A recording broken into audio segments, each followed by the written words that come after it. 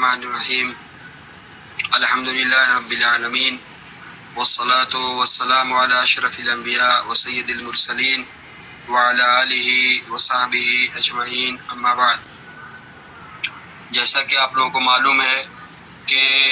جو کتابیں پڑھنے کا سلسلہ شروع کیا گیا ہے اس سلسلے کی یہ چھٹی کتاب ہے، یعنی اس سے پہلے 5 چھوٹی بڑی کتابیں ہم لوگ توحید کے موضوع پہ، توحید کے ٹاپک پہ، توحید اور شرک کے بارے میں، ایمانیات کے بارے میں پڑھ چکے ہیں۔ یہ اس سلسلے کی چھٹی کتاب ہے جو کتاب التوحید ہے، اس کا ٹاپک توحید ہے،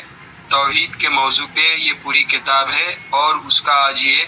چوتھا درس ہے، چوتھا کلاس ہے، چوتھا لیسن ہے۔ پہلا لیسن جو تھا وہ توحید کے بارے میں کہ توحید کیا ہے، کسے کہتے ہیں، اور دوسرا تھا کہ توحید کا جو یعنی خاص مقام ہے اس سلسلے میں تھا، اور اسی طرح سے تیسرا جو تھا وہ بھی توحید کے ایک خاص پہلو پہ تھا کہ توحید کو صحیح معنوں میں اسے سمجھ کر کے اور اس کا حق جو ادا کر دیا اور اس کی پوری تفصیل گزری ہے، تو اس درجے تک تو سب مسلمان سارے مومن نہیں پہنچ سکتے ہیں۔ ایک خاص درجہ مقام اس میں ایسے لوگوں کو حاصل ہوگا جن کی تعداد بہت کم ہوگی، جو 70,000 اور اس سے بھی زیادہ دوسری حدیث میں بتایا گیا کہ ایسے لوگ ہوں گے کہ جو بغیر حساب کتاب کے کسی سزا کے وہ جنت میں داخل ہوں گے۔ اللہ تعالیٰ سے دعا ہے کہ اللہ تعالیٰ ہم لوگوں کو توحید کی حقیقت کو سمجھنے اور اس کے تقاضے کو پورا کرنے کی توفیق عطا فرمائے، اور اللہ تعالیٰ ان خوش نصیب لوگوں میں ہمیں بنائے۔ تو اس طرح سے توحید کے بارے میں جو 3 پہلے لیسن ہے، 3 جو درس ہے، وہ بات گزر چکی ہے۔ اب آج کا جو لیسن ہے چوتھا، وہ شرک کے بارے میں ہے۔ جب ہم عقیدہ توحید اور یعنی ایمان کے بارے میں پڑھتے ہیں، توحید کے بارے میں، تو وہاں پہ توحید اور شرک دونوں بات آتی ہے، اور توحید کی جو ضد ہے، توحید کا جو الٹا ہے، یعنی اس کا اپوزٹ، وہ شرک ہے۔ تو کسی چیز کی حقیقت اصلیت زیادہ سمجھ میں آتی ہے۔ جیسے آگ ہے تو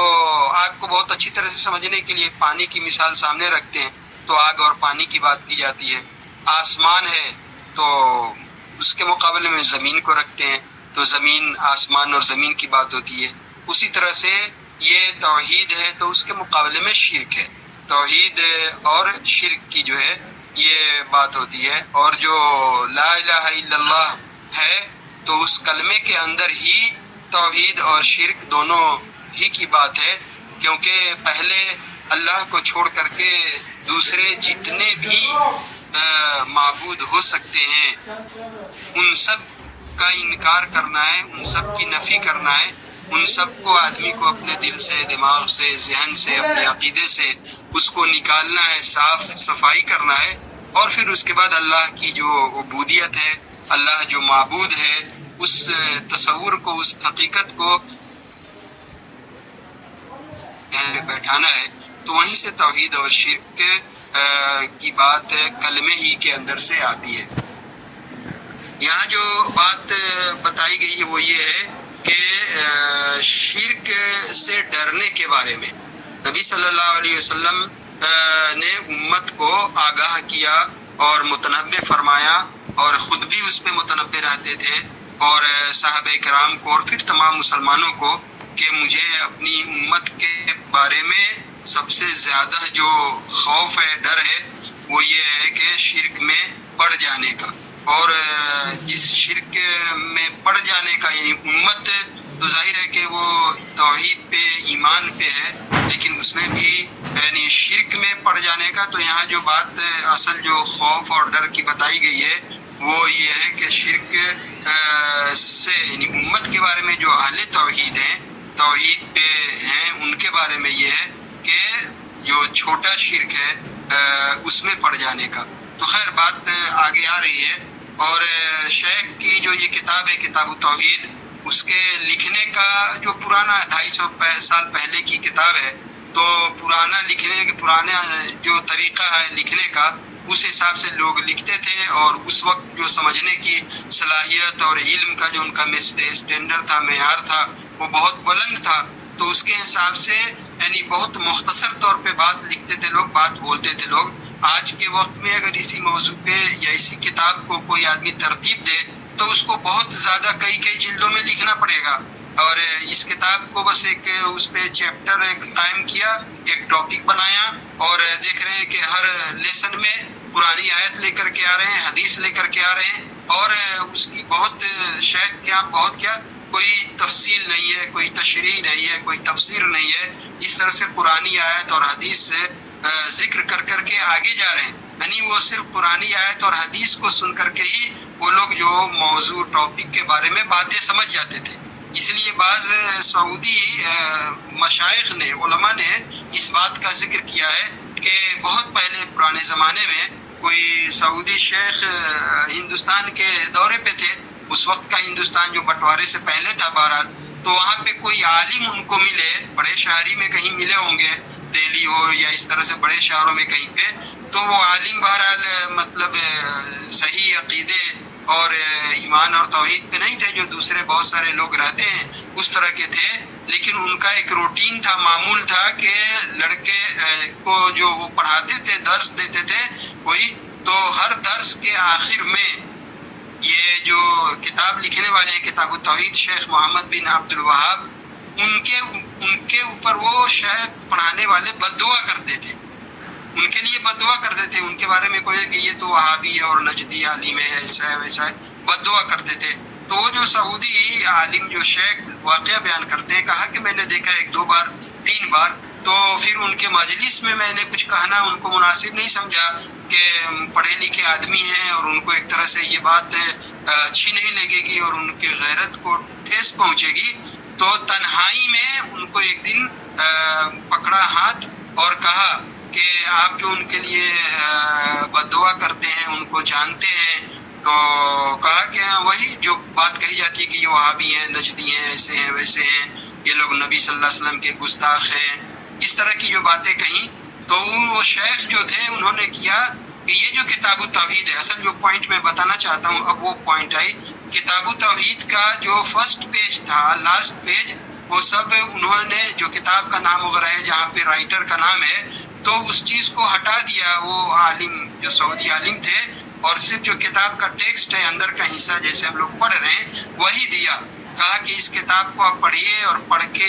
آئیے، پھر 1-2 دن کے بعد آپ سے بات ہوگی. تو اس طرح سے دوسرے تیسرے دن سعودی شیخ نے وہ جو ہندوستانی عالم تھے ان سے پوچھا کہ ہاں کتاب آپ کو دیکھنے میں کیسے لگی، کیسی ہے وہ کتاب، کیا ہے؟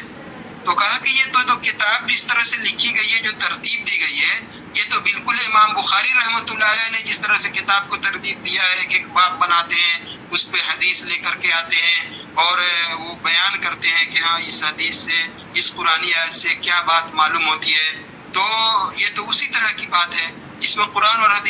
حدیث ہے، دوسری کوئی چیز تو ہے نہیں. یعنی کوئی تفسیر جو ایکسپلانیشن اب طرف سے کچھ ہے بھی نہیں، قرآن اور حدیث کا ذکر کر کے اور اسی کے ضمن میں اصل بات توحید اور شرک کے بارے میں شیخ کہتے ہوئے جاتے ہیں. یہ بہت ہی اس کو اس لیے زیادہ ایکسپلین کرنا پڑتا ہے اب لوگوں کو، اور سب سے زیادہ تشریح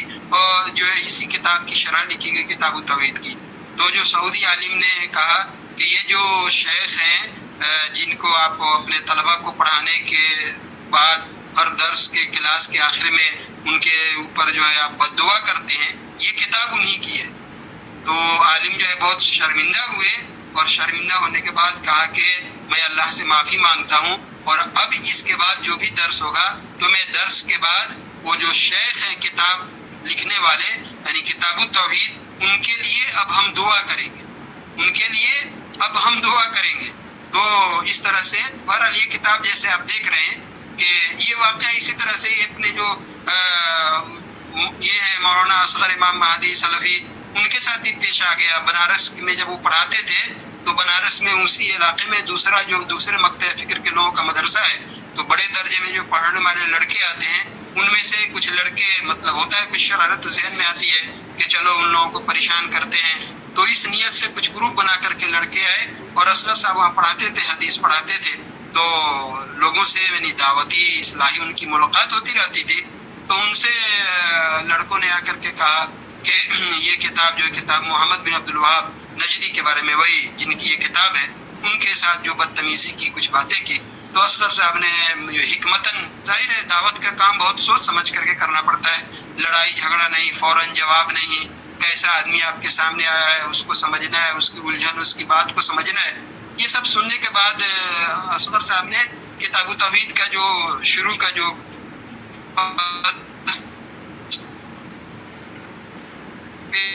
کہا کہ یہ کتاب ہے، آپ لوگ لے جا کر کے دیکھیے، پڑھ کر کے آئیے، پھر آئیے تو آگے ہفتہ ملاقات ہوگی. لڑکے آئے، لڑکوں سے پوچھا کہ کیا کیسا آپ لوگوں نے کہا، کیا تو یہ کتاب اس میں کچھ ہے ہی نہیں، صرف قرآن ہے اور حدیث ہے، اس کے اندر تو کوئی بات ہی نہیں ہے کہ جس پہ ہماری بات. کہا کہ یہی تو ان کی کتاب ہے، محمد بن عبد الوہاب کی یہ کتاب ہے.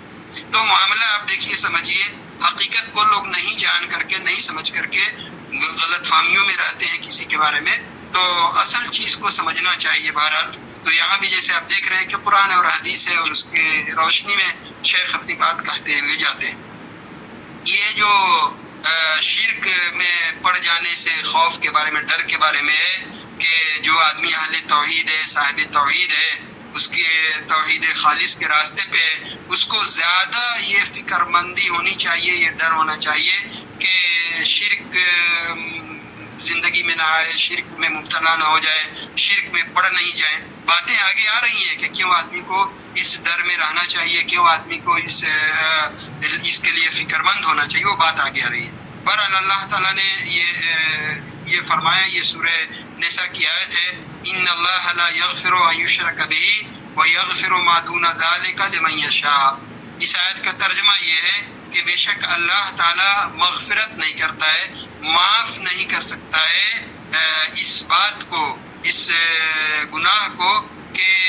کوئی بھی آدمی اس کے ساتھ کسی بھی طرح کا شرک کرے، یعنی اللہ تعالیٰ کے ساتھ کوئی بھی شرک کیا جائے، اس کو اللہ تعالیٰ معاف نہیں کر سکتا ہے، بخش نہیں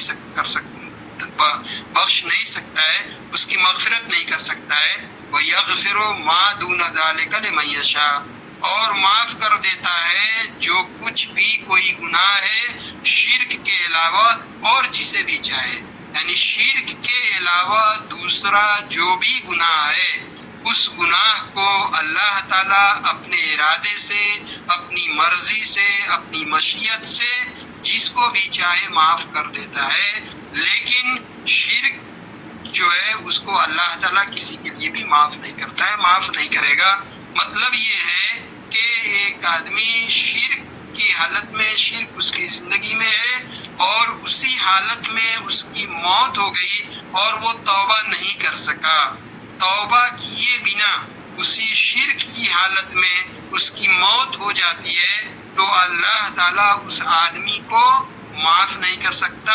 اس کو نبی صلی اللہ علیہ وسلم کی شفاعت اور سفارش بھی حاصل نہیں ہو سکتی، اس کی معافی نہیں ہے. لیکن وہی آدمی اگر اس کے اندر شرک نہیں ہے، یا وہ آدمی جس کے اندر شرک تھا اور شرک سے وہ خالص توبہ کر کے اس کی موت ہوئی ہے، تو دوسرے جو بھی گناہ ہیں چھوٹے بڑے، شرک کو چھوڑ کر کے اللہ تعالیٰ اپنی مرضی سے، اللہ تعالیٰ اپنے ارادے، اپنی مشیت سے، جس کا وہ مالک ہے، اس کو معاف کر دے گا، لیکن شرک کو معاف نہیں کرے گا. تو ایک تو یہ عام بات ہے، یعنی بار بار آدمی سنتا ہے کہ شرک کے علاوہ اللہ تعالیٰ ہر گناہ کو معاف کر دے گا. یہ ظاہر ہے حساب اور کتاب کے دن کی یہ بات ہو رہی ہے، یعنی وہاں جب اصل وہ جنت اور جہنم کا فیصلہ ہوگا، تو وہاں ظاہر ہے آدمی کے اعمال جو ہے، عمل ہے، اس کا حساب و کتاب ہوگا، اس کو وزن کیا جائے گا. لیکن شرک کی حالت میں کوئی آدمی مر گیا ہے، تو شرک اگر اس کے ساتھ ہے تو اللہ تعالیٰ اسے معاف نہیں کرے گا، بلکہ وہ ابدی طور پہ ہمیشہ کے لیے، ہمیشہ وہ جہنم میں رہے گا، اور جہنم میں سزا دے کر کے پھر نکالنے کا بھی کوئی سوال نہیں پیدا ہوتا ہے، کیونکہ وہ شرک کی حالت میں اس کی موت ہوئی ہے، اور شرک کو اللہ تعالیٰ معاف نہیں کرتا ہے. شرک کے علاوہ دوسرا کوئی گناہ، جو بھی گناہ ہو، شراب نوشی ہو، انسان ہے، غلطی ہوتی ہے، کوئی بھی دوسرے گناہ ہو، شرک کو لے کر کے شرک کے علاوہ تو دوسرے گناہ کو اللہ تعالیٰ معاف کر دے گا. یہ بات اب پھر آگے آئے گی کہ ہاں وہ اللہ تعالیٰ دوسرے گناہ ہے وہ چاہے تو اس کے بنیاد پہ اس کو سزا دے، کچھ مدت کے لیے، کچھ زمانے کے لیے جہنم کی آگ میں ڈال دے، پھر اس کے بعد نکال کر کے جنت میں داخل کرے. چاہے تو دوسرے گناہ ہے اس کو معاف کر دے اور بغیر جہنم میں ڈالے ہوئے ہی جنت میں داخل کر دے. یہ سب بات تفصیل بعد میں آئے گی، لیکن یہاں پہ یہ ہے کہ شرک بہت یعنی بھیانک، بہت ہی خطرناک یہ جرم ہے، گناہ ہے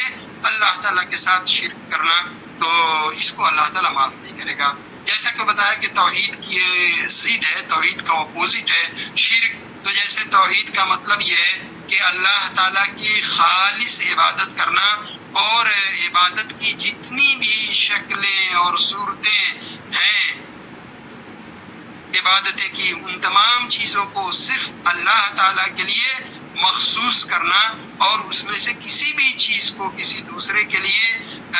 نہیں کرنا، یا پھر کسی بھی چیز میں اللہ کے ساتھ دوسرے کو ساجی نہیں ٹھہرانا. یہ توحید ہے. یعنی توحید اللہ تعالیٰ کو اس کی ربوبیت میں اس کی توحید ہے. اللہ تعالیٰ رب ہے، اللہ تعالیٰ خالق ہے، پیدا کرنے والا ہے، رازق ہے، مالک ہے، زندگی موت اس کے ہاتھ میں ہے، کائنات میں اس کا تصرف ہے، کائنات کی پوری کاریگری، کارسازی، کائنات کو پورا چلانا، یہ پورے نظام کو وہ اس میں کہیں بھی کوئی غوث اور قطب اور ابدال جیسے دوسرے لوگ مانتے ہیں، کوئی نبی، کوئی پیغمبر، کوئی بھی اس میں کوئی ساجی نہیں ہے. اللہ تعالیٰ اپنے حساب سے یہ پورے نظام کو چلا رہا ہے. تو توحید جو ربوبیت والی توحید ہے، اس میں اللہ تعالیٰ کو ایک ماننا، اور اسی طرح سے اللہ تعالیٰ کی جو الوہیت ہے، اللہ تعالیٰ کی جو عبادت ہے، عبودیت ہے، بندگی ہے، اس کے اندر اللہ تعالیٰ کو ایک ماننا، اس میں کسی کو شریک اور شامل نہیں ٹھہرانا. اور تیسری جو توحید کی قسم ہے، اللہ تعالیٰ کے جو اسماء و صفات ہیں، اچھے خوبصورت نام ہیں، بہترین نام ہیں، اللہ تعالیٰ کے صفاتی نام ہیں، رحمان ہے، رحیم ہے، غفور ہے، اور اس طرح سے جو بھی جتنے نام ہیں، ان تمام ناموں میں اللہ تعالیٰ کو ایک ماننا، اس کے اندر بھی کسی کو شریک اور ساجی نہیں ٹھہرانا. تو اب اس کے الٹا جب شرک ہے تو شرک کا مطلب یہ بھی ہے کہ اللہ تعالیٰ کی ربوبیت میں دوسرے کو ساجی ٹھہرانا، اللہ تعالیٰ کی الوہیت اور عبادت میں دوسرے کو ساجی ٹھہرانا، اللہ تعالیٰ کے اسماء و صفات جو اللہ تعالیٰ کے بہترین خوبصورت اچھے نام ہیں، ان نام کے معنی میں اسی طرح سے دوسرے کو گرداننا، ماننا جس طرح سے وہ مانا اللہ تعالیٰ کے لیے، تو گویا کہ یہ شرک ہے. تو جس طرح سے توحید کی 3 قسمیں ہیں، اسی طرح سے شرک کی بھی 3 قسمیں ہیں. توحید جس طرح سے 3 قسموں میں اس کو بجا لانا ہے، اسی طرح سے شرک سے بھی 3 شکلوں میں، 3 صورتوں میں ہمیں بچنا ہے، بچنے کی کوشش کرنا ہے. اللہ تعالیٰ رب ہے، اس کے اندر اللہ تعالیٰ معبود ہے، اس کے اندر اللہ تعالیٰ کے جو اچھے نام ہیں، صفاتی نام ہیں، ان کو سمجھنا ہے، اس کا حق ادا کرنا، اس میں شرک نہیں ٹھہرانا ہے. ایک یہ بات ہے. تو شرک کا مطلب کہ پارٹنر بنانا، شریک ٹھہرانا، اس کو ساجی بنا دینا، یعنی اللہ تعالیٰ کے لیے بھی کرنا اور دوسرے کے لیے بھی کرنا، اللہ تعالیٰ سے بھی دعا مانگنا، اور اسی طرح سے اللہ کو چھوڑ کے کسی بھی دوسرے سے جا کر کے اس کے قبر کے پاس اس کے جا کر کے وہ دعا مانگنا، اور اس کو یعنی اللہ تعالیٰ کے نزدیک اپنا سفارشی بنانا کہ ہاں ان کے ذریعے ہماری دعا پہنچ جائے گی، ہماری بات سن لی جائے گی. تو یہ تمام چیزیں جو ہے وہ شرک میں ہے. ایک بہت اہم بات ہے جو بہت سے لوگوں کو کچھ نئی بات لگے گی، علمی بات ہے، وہ ذہن میں رکھنا چاہیے مختصر طور پہ. وہ یہ بات ہے، چونکہ یہ جو لیسن ہے، یہ چیپٹر ہے، وہ یہ ہے کہ خوف کے بارے میں آدمی کو شرک کے بارے میں آدمی کو چوکنا رہنا ہے، اور شرک میں پڑ جانے سے ڈرتے رہنا ہے، خوف کھانا ہے کہ آدمی شرک میں نہ پڑ جائے. یہ ایسی چیز نہیں ہے مشین کی طرح سے کہ توحید کو ایک بار اقرار کر لیا لا الہ الا اللہ اور اس کو سمجھ لیا تو آدمی بالکل محفوظ ہو جائے، مامون ہو جائے، سیف بالکل سیف زون میں چلے گئے کہ ہاں اب ہماری زندگی میں شرک نہیں. نبی صلی اللہ علیہ وسلم پناہ مانگتے تھے، اپنے صحابہ کرام کو دعائیں سکھائی ہیں کہ شرک میں پڑ جانے سے ڈرو، پناہ مانگو. اور اسی طرح سے ابراہیم علیہ السلام جن کو امام توحید کہا جاتا ہے، ایک ان کو اسوہ اور آئیڈیل اور امام کہا گیا توحید کو. پچھلے جو سبق ہے، لیسن ہے، درس میں یہ بات گزر چکی ہے، ان ابراہیم کان امۃ قانتا للہ حنیفا، کہ کیا ان کی صفتیں، ان کی اوصاف اللہ تعالیٰ نے بیان کیے، ولم یکن من المشرکین. ان کے بارے میں اسی لیسن میں بات آ رہی ہے کہ کس طرح سے وہ شرک میں پڑ جانے سے، یعنی اللہ تعالیٰ سے دعا مانگتے تھے، پناہ مانگتے تھے کہ اللہ تعالیٰ ہمیں اور ہماری اولاد کو، ہماری ذریت کو شرک میں پڑ جانے سے محفوظ رکھنا. تو اس طرح سے یہ بات اسی بارے میں ہے، یعنی آدمی کو چوکنا اور متنبہ رہنا ہے بالکل کہ ہاں ہم شرک کے شکار نہیں ہو جائیں، شرک زندگی میں نہیں آ جائے. یہاں پہ ایک بات یہ ہے، اللہ تعالیٰ نے اس آیت میں یہ فرمایا کہ اپنے اللہ کے ساتھ جو ہے کسی کو شریک بنایا جائے، ساجی ٹھہرایا جائے، اللہ تعالیٰ اس کو معاف نہیں کرے گا، اس کے سوا دوسرا جو بھی گناہ اس کو معاف کر دے گا. تو کیا اس کے اندر شرک کی جو تینوں قسمیں ہیں، جیسے پچھلے لیسن میں یہ بات آ گئی کہ شرک میں جو ہے شرک بڑا بھی ہے، شرک چھوٹا بھی ہے، اور شرک پوشیدہ بھی ہے، خفی. شرک اکبر، شرک اصغر اور شرک خفی. شرک اکبر، بڑا شرک، وہ شرک ہے جس کی بنیاد پہ، جس کی وجہ سے جو آدمی اس کا شکار ہو جائے تو آدمی دین اسلام سے، ملت اسلام سے آدمی نکل جاتا ہے، اس کے دائرے سے باہر ہو جاتا ہے، خارج اسلام ہو جاتا ہے. یہ بڑا شرک ہے. اس کے بعد جو چھوٹا شرک ہے تو وہ اگر ہو تو اس سے آدمی ملت سے تو نہیں نکلتا ہے، لیکن وہ شرک ہے، آدمی گناہگار ہوتا ہے. تو اور اسی طرح سے تیسری قسم جو ہے وہ شرک خفی ہے، پوشیدہ ہے، یعنی اس طرح چیونٹی کی چال کو آدمی نہیں دیکھ سکتا، نہیں سمجھ سکتا، وہ اسی طرح سے اس شرک کو بھی آدمی کی زندگی میں آ جائے نہیں سمجھ سکتا. تو کیا یہ تینوں شرک کی بات ہو رہی ہے؟ اصل پوائنٹ یہ ہے، یعنی یہ تینوں شرک جو ہے، بڑا شرک، چھوٹا شرک اور جو خفی پوشیدہ شرک ہے، تینوں کو اللہ تعالیٰ بغیر توبہ کیے ہوئے نہیں معاف کرے گا. اور یہ زندگی میں ہو چھوٹا شرک بھی، خفی شرک بھی، تو بھی آدمی ابدی طور پہ ہمیشہ کے لیے جہنم میں جائے گا. بغیر توبہ کیے ہوئے مر گیا تو، یعنی توبہ نہیں کرے گا تو اللہ معاف نہیں کرے گا. کیا یہ بات ہے؟ یا جس شرک کو اللہ تعالیٰ معاف نہیں کرے گا اگر آدمی توبہ کیے بنا مر گیا، وہ صرف بڑے شرک کی بات کی گئی ہے، شرک اکبر کی بات کی گئی ہے. صرف وہ شرک جو ہے، اگر بڑا شرک آدمی کی زندگی میں آ جائے اور آدمی اسی حالت میں مر جائے، توبہ نہیں کر سکے، تو اس کی مغفرت نہیں ہوگی، معافی نہیں ہے. صرف بڑے شرک کی بات ہو رہی ہے یا تینوں شرک کی بات ہو رہی ہے؟ یہ سوال ہے، یہ اصل پوائنٹ ہے. تو اس میں اہل علم کے دو نقطہ نظر ہیں. بڑے بڑے علماء جیسے شیخ الاسلام ابن تیمیہ، حافظ ابن قیم، خود یہ شیخ جو ہے محمد بن عبد الوہاب نجدی، ان لوگوں کا جو نقطہ نظر ہے، اور اسی کی وجہ سے یہ چیپٹر ہے یا لیسن ہے کہ آدمی کو شرک کے بارے میں چوکنا رہنا ہے، خوف کھانا ہے، ڈرتے رہنا ہے کہ شرک میں نہیں پڑ جائے. اسی وجہ سے یہ آیت یہاں پہ لے کر کے آئے ہیں. تو اس نقطہ نظر، اس اوپینین کے حساب سے یہ بات ہے کہ شرک کی تینوں شکلیں، بڑا، چھوٹا، خفی، جو بھی ہو، اس کے ساتھ آدمی اگر دنیا سے چلا گیا اور وہ اس نے توبہ نہیں کی تو گویا کہ ابدی طور پہ وہ جہنم میں جائے گا. ایک یہ بات ہے. دوسرا نقطہ نظر یہ ہے، دونوں کے اپنے اپنے. دوسرا نقطہ نظر یہ ہے کہ قرآن مجید میں جب بھی جہاں شرک کی بات کی گئی ہے اور جس کی بنیاد پہ یہ سزا، یہ وعید سنائی گئی ہے کہ آدمی ابدی طور پہ حرم اللہ علیہ الجنہ، جنت کو اس کے اوپر حرام قرار دیا گیا ہے، تو جہاں بھی یہ شرک کی بات قرآن مجید عیسیٰ علیہ السلام کے ضمن میں یا خود ابراہیم علیہ السلام، یا جہاں جہاں بھی یہ قرآن مجید میں جس پہ ہے کہ اس کے شرک کے حالت میں آدمی مر گیا تو اس کی معافی نہیں ہے، وہ ابدی طور پہ ہمیشہ کے لیے جہنم میں ہی رہے گا، تو وہ شرک اکبر کی بات ہو رہی ہے. یہ دوسرے نقطہ نظر کے حساب سے کہ وہ بڑا شرک جس کی بنیاد پہ آدمی ملت اسلام سے، دین اسلام سے نکل جاتا ہے، اس شرک کی بات ہو رہی ہے. جہاں تک چھوٹے شرک اور شرک خفی کی بات ہے تو اس کی بات نہیں ہے. وہ اللہ تعالیٰ چاہے تو اس کی سزا دے اور پھر اس کے بعد جہنم سے نکال کر کے جنت میں ڈال دے. یا اللہ تعالیٰ اس کو معاف کر دے۔ یہ اس یہاں پہ یہ اس آیت کے ضمن میں خاص پوائنٹ ہے۔ سوال یہ ہے کہ جو شرک جس کی بنیاد جس کو اللہ تعالیٰ معاف نہیں کرے گا، تو شرک کی تمام تینوں قسموں کی بات ہو رہی ہے، بڑا چھوٹا پوشیدہ خفی وہ ہے، یا اس شرک کی بات ہو رہی ہے جو شرک اکبر ہے، بڑا شرک ہے، جس کی بنیاد پہ ملت اسلام سے دین اسلام سے آدمی نکل جاتا ہے، اس کی بات ہے۔ تو آپ کے سامنے دو پوائنٹ مختصر طور پر بتایا کہ کچھ اہل علم کا کہنا یہ ہے کہ پورے تمام شرک کی تینوں قسموں کی بات ہو رہی ہے، اور دوسرا نقطہ نظر یہ ہے کہ نہیں، جو بڑا شرک ہے، شرک اکبر ہے، جس کی بنیاد پہ آدمی بڑا ہمیشہ جہنم میں رہے گا، وہ شرک اکبر ہے۔ یہ دوسرا نقطہ نظر ہے۔ تو بہرحال یہاں پہ یہ بات آ گئی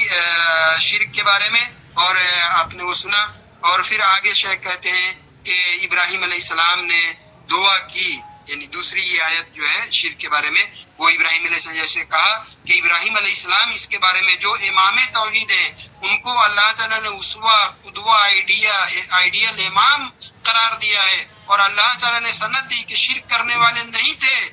ان کے بارے میں خود ابراہیم علیہ السلام کہتے ہیں کہ وَجْنُبْنِي وَبَنِيَّ أَن نَعْبُدَ الْأَصْنَامَ۔ ابراہیم علیہ السلام اللہ تعالیٰ سے دعا کرتے تھے کہ اے رب، اے اللہ، مجھے بچانا اور میری اولاد کو، میری آل اولاد، ذریت جو نسل ابراہیم ہے، سب کو، اپنے بارے میں بھی اور اپنے آل اولاد، ذریت، اپنے نسل، سب کے بارے میں بھی، سب کو بچانا۔ کس بات سے بچانا؟ ان نعبد الاصنام، کہ ہم جو ہے صنم کی، اصنام کی، بتوں کی پوجا کریں، ٹھیک ہے۔ اور ابراہیم علیہ السلام کے بارے میں اللہ تعالیٰ نے خود گواہی دی کہ ان کے توحید کے کتنے بڑے مقام پہ تھے، اس کے باوجود بھی وہ اللہ تعالیٰ سے دعا کرتے ہیں کہ اللہ تعالیٰ ہمیں شرک سے بچانا، شرک میں پڑنے سے بچانا، بت پرستی سے بچانا۔ تو اس سے اندازہ لگائیں، یعنی یہی اس لیسن میں اس کو لانے کا یہی مقصد ہے کہ آدمی کو اپنے شرک میں پڑ جانے سے یعنی برابر اللہ تعالیٰ سے دعا کرنا چاہیے، چوکنا رہنا چاہیے کہ آدمی شرک میں نہیں پڑ جانا ہے۔ ایک خاص جو بات یہاں پہ یہ کہ اصنام، اردو میں بھی ہم سنتے ہیں اصنام صنم کی جمع ہے، اس کو عام طور پہ صنم یعنی بت کے بارے میں بولا جاتا ہے، زیادہ ہم تفصیل میں نہیں جائیں گے۔ تو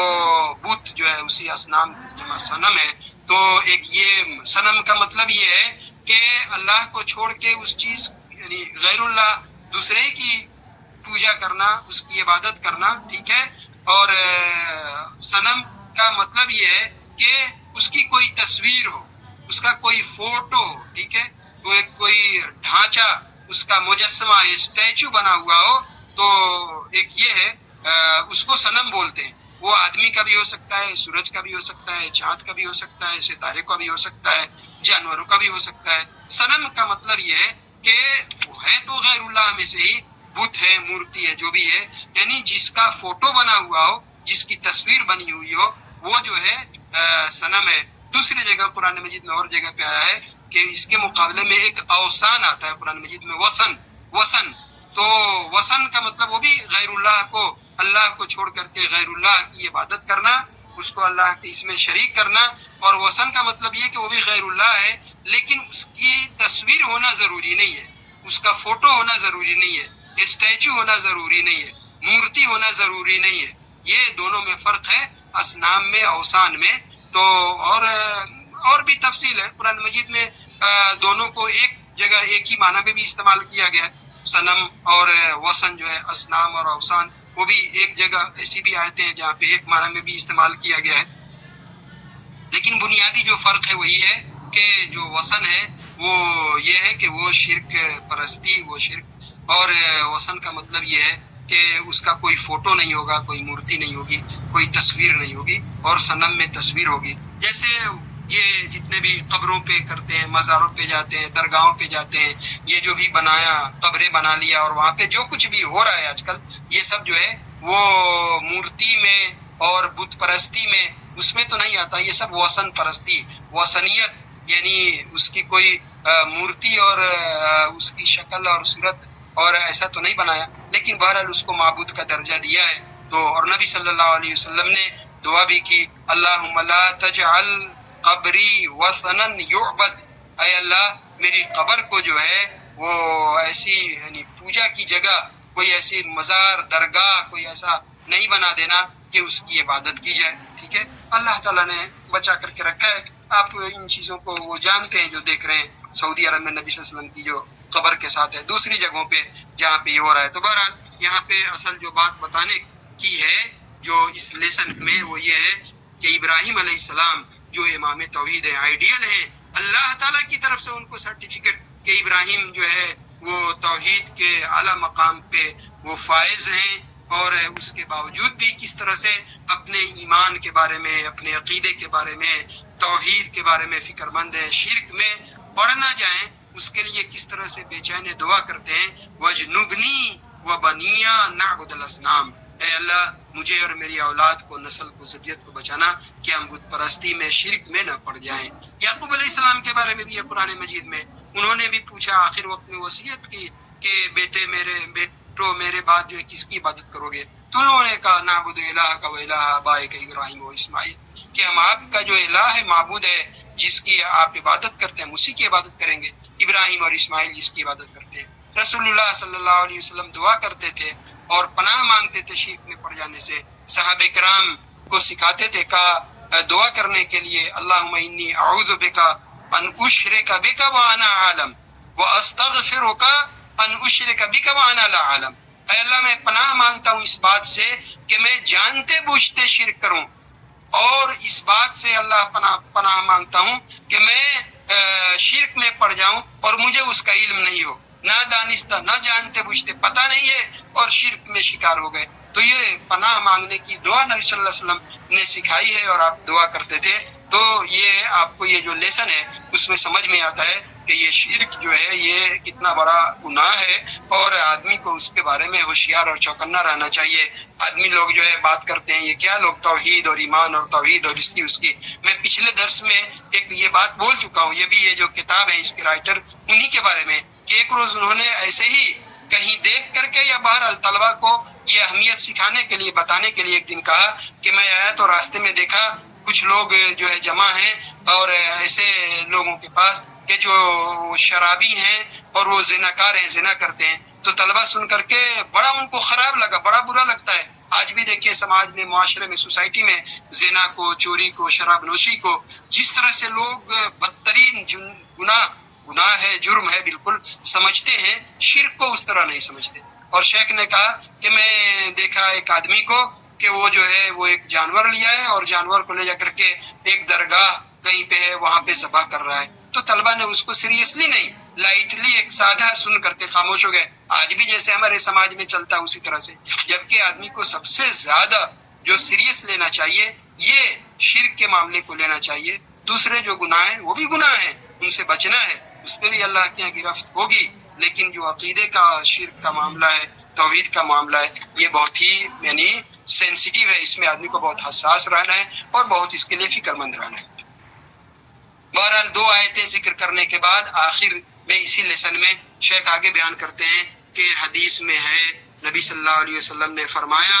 اخوف ما اخاف علیکم الشرک الاصغر فسئل عنہ فقال الریا. نبی صلی اللہ علیہ وسلم اس لیے یہ جو چیپٹر میں اس کو لائے ہیں, نبی صلی اللہ علیہ وسلم نے فرمایا کہ میں اپنی امت کے بارے میں سب سے زیادہ جس چیز کے لیے میں فکر مند ہوں, میں ڈرتا ہوں کہ امت کس چیز میں, کہیں کسی میں یہ بھی کہا گیا کہ ہم مال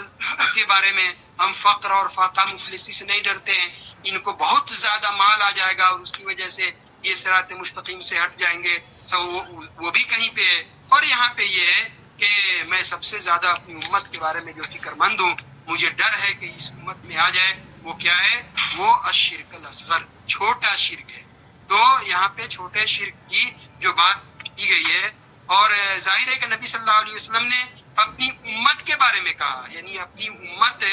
جو میں سب کے بارے میں سب سے زیادہ جس کے بارے میں فکر مند ہوں اور میں ڈرا ہوا ہوں وہ شرک اصغر ہے. اس سے پتہ چلتا ہے کہ امت کی جب بات کر رہے ہیں تو امت وہی نبی صلی اللہ علیہ وسلم کی ہے جو توحید پہ ہے, توحید خالص پہ ہے, اصل توحید پہ ہے. ٹھیک ہے, وہ جو اور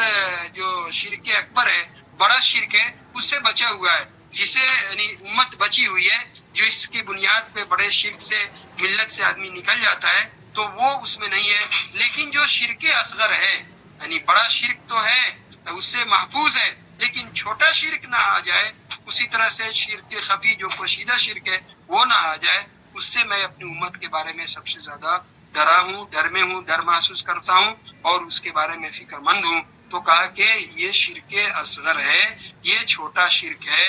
نبی صلی اللہ علیہ وسلم سے پوچھا گیا, صحابہ کرام نے پوچھا کہ یہ چھوٹے شرک جس کی بات آپ یہاں کر رہے ہیں اس سے آپ کی مراد کیا ہے؟ تو نبی صلی اللہ علیہ وسلم نے فرمایا کہ یہ ریاکاری ہے, یہ ریا ہے, یہ دکھاوا ہے, یہ نام و نمود ہے, نام و نمائش کا کام کرنا ہے, یعنی ریاکاری ہے. ریاکاری کے بارے میں اور ریا یعنی دکھاوے کے لیے کام کرنا, یعنی اس کو عام طور پہ ایسا سمجھیں کہ ایک آدمی دکھاوے کے لیے صدقات و خیرات کرتا ہے, ایک آدمی دکھاوے کی نماز پڑھتا ہے. نماز پڑھنے کی تو رغبت نہیں ہے لیکن کسی کی نظر میں اس کو بہت اچھا بننا ہے تو اس کو دکھانے کے لیے چلو نماز پڑھتا ہے, تو یہ ریا ہے. نماز پڑھ رہا ہے لیکن مان لیجیے اس کے کوئی مربی ہے, استاد ہے, کوئی شیخ ہے, کوئی بہت اہم شخصیت, اس کو نماز کے دوران اس کو محسوس ہوتا ہے کہ وہ دیکھ رہے ہیں تو نماز کچھ اور خشوع خضوع کے ساتھ پڑھنا شروع کیا, نماز کو لمبی کیا, قیام کو, رکوع کو, سجدے کو, ایسا اگر کیا تو یہ سب گویا ریاکاری میں سے ہے. ایک آدمی روزہ رکھتا ہے دکھانے کے لیے تو ریاکاری میں سے ہے. تو کہا کہ میں اس کو ریاکاری میں سے, اور یہاں پہ بھی ایک خاص پوائنٹ یہ سمجھنے کی ہے کہ یہ جو ریا